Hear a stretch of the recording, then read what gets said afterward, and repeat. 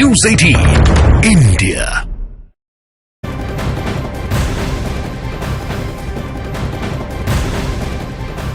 और बहुत बड़ी खबर आ रही है पाकिस्तान चुनाव से जुड़ी हुई। ये बड़ी खबर है, पाकिस्तान चुनाव में बहुत बड़ा उलटफेर होता नजर आ रहा है। इमरान खान की पार्टी पीटीआई से जुड़े नेताओं को शुरुआती बढ़त मिलती हुई नजर आ रही है। जानकारी मिल पा रही है कि वहां की सबसे बड़ी पार्टी भी बनती नजर आ रही है पीटीआई 125 सीटें जीतती हुई नजर आ रही है। हालांकि अभी पाकिस्तान के चुनाव नतीजों का आधिकारिक ऐलान नहीं हुआ है। कुछ ही घंटों के बाद औपचारिक ऐलान होगा और तब पिक्चर साफ हो जाएगी।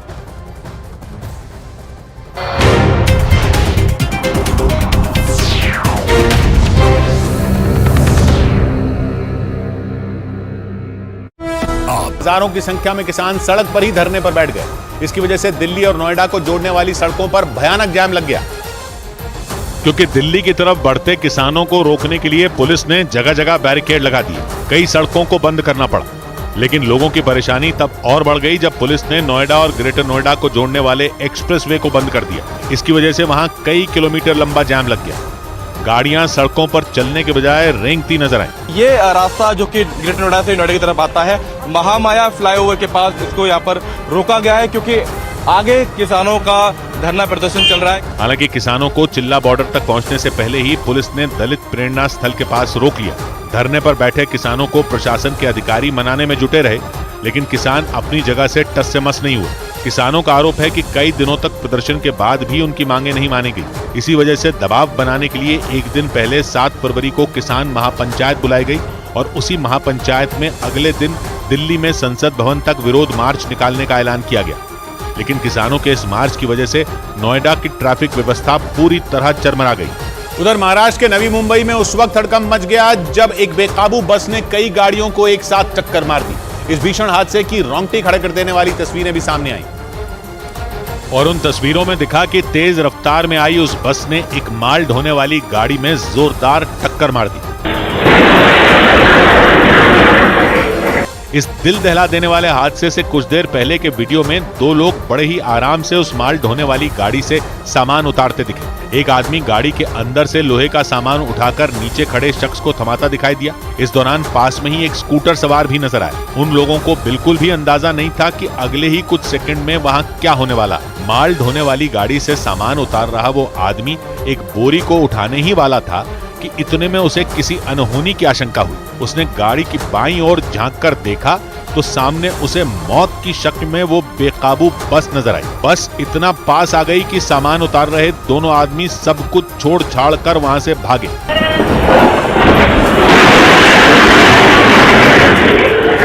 इस भीषण टक्कर में माल ढोने वाली वो गाड़ी किसी तिनके की तरह जमीन पर पलट गई। लेकिन उस बेकाबू बस का कहर इतने पर ही नहीं थमा।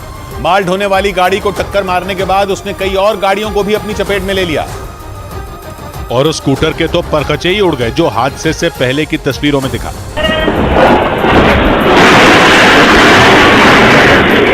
बस की भीषण टक्कर के बाद वो स्कूटर 2 हिस्सों में बढ़ गया। इस भयंकर हादसे की वजह से वहां हड़कंप मच गया। लोगों की भारी भीड़ जमा हो गई क्योंकि बेकाबू बस ने उस माल ढोने वाली गाड़ी समेत 7 गाड़ियों को टक्कर मारी। इस दर्दनाक हादसे में एक आदमी की मौत हो गई और कई लोग घायल हो गए।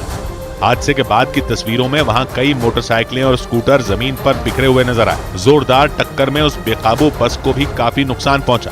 उसके आगे के शीशे चकनाचूर हो गए। हालांकि इस हादसे में वो दोनों लोग बाल बाल बच गए जो उस माल ढोने वाली गाड़ी से सामान उतार रहे थे। इस बीच केंद्र सरकार ने रोहिंग्या शरणार्थियों के मुद्दे पर सख्त फैसला ले लिया। भारत और म्यांमार की सीमा पर फ्री मूवमेंट को बंद करने का ऐलान कर दिया गया। केंद्र ने रोहिंग्या मुसलमानों की घुसपैठ और सीमा पर अवैध कारोबार को रोकने के मकसद से ये बड़ा कदम उठाया। हाल ही में केंद्र सरकार ने घोषणा की थी कि दोनों देशों के बीच 1643 किलोमीटर की सीमा पर बाड़ लगाई जाएगी। जम्मू कश्मीर पुलिस ने सोपोर में सर्च ऑपरेशन के दौरान एक मकान से बड़ी संख्या में हथियार और विस्फोटक बरामद करने का दावा किया। इस सिलसिले में एक आदमी को हिरासत में भी लिया गया। राज्यसभा में 56 सांसदों की विदाई के मौके पर प्रधानमंत्री नरेंद्र मोदी ने पूर्व प्रधानमंत्री मनमोहन सिंह की तारीफ की। मनमोहन सिंह भी उन सांसदों में शामिल हैं जिनका राज्यसभा में कार्यकाल खत्म हो गया। Doctor Manmohan Singh ji wheel chair में आए, वोट किया। एक सांसद अपने दायित्व के लिए कितना सजग है उसका वो उदाहरण है।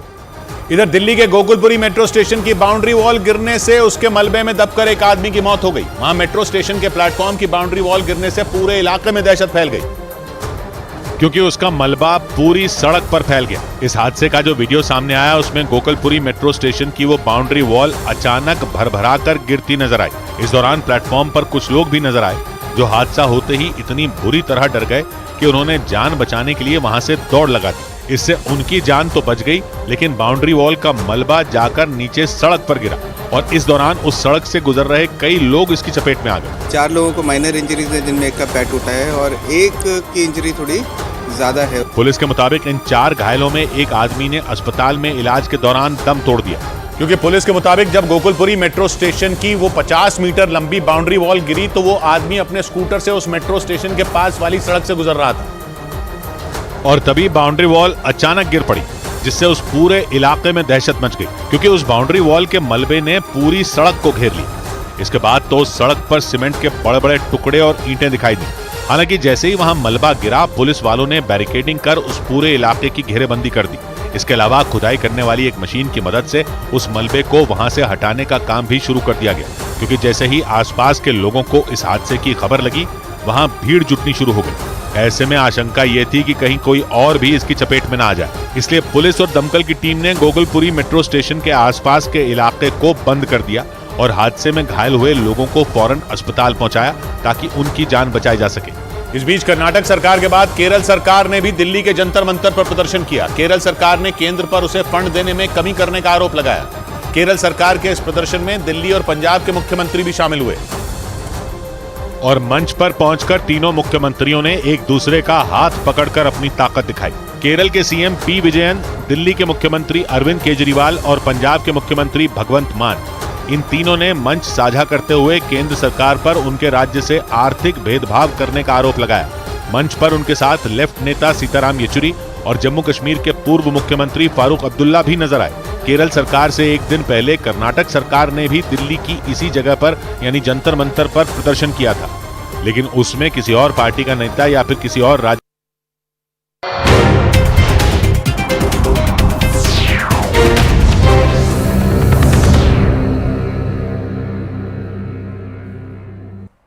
महाकोश, कच्ची घानी सरसों तेल और रिफाइंड सोयाबीन ऑयल चुनो सही। हल्द्वानी में अवैध मस्जिद और मदरसा तोड़ने पर हुआ बवाल। उपद्रवियों ने पुलिस की गाड़ियों में लगाई आग। दंगाइयों को देखते ही गोली मारने के आदेश। प्रशासन ने इलाके में लगाया कर्फ्यू। गोली लगने से एक की मौत। प्रधानमंत्री की जाति को लेकर राहुल के बयान पर राष्ट्रीय पिछड़ा वर्ग आयोग के चेयरमैन हंसराज अहीर का पलटवार। बोले, ओबीसी समुदाय से माफी मांगे राहुल गांधी। जितनी बड़ी बयानबाजी की उन्होंने, इतनी बड़ी ओबीसी कम्युनिटी की जाति के बारे में, उस जाति से माफी मांगे राहुल जी ने। मुंबई के दहिसर इलाके में शिवसेना उद्धव ठाकरे गुट के नेता अभिषेक घोसालकर की गोली मारकर हत्या। हमलावर ने खुद को भी गोली से उड़ाया।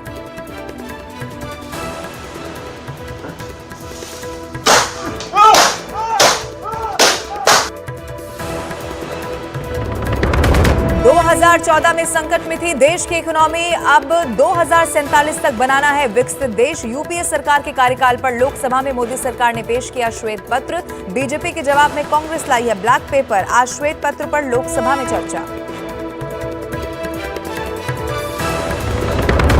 पाकिस्तान की नेशनल असेंबली के चुनाव में हो सकता है बहुत बड़ा उलटफेर। कुछ घंटों के बाद होगा औपचारिक ऐलान। वोटों की शुरुआती गिनती में पीटीआई नवाज शरीफ और बिलावल भुट्टो की पार्टी को पछाड़ते हुए बहुत आगे निकली। लैंड फोर जॉब केस में राबड़ी देवी और मीसा भारती की होगी पेशी। सुबह 10 बजे दिल्ली के राउज एवेन्यू कोर्ट में पेशी। हेमा यादव, हृदयानंद चौधरी और अमित कात्याल को भी होना है पेश। लोकसभा में श्वेत पत्र पर आज होगी चर्चा। 8 घंटे तक होगी चर्चा। बीजेपी सांसद निशिकांत दुबे चर्चा की करेंगे शुरुआत।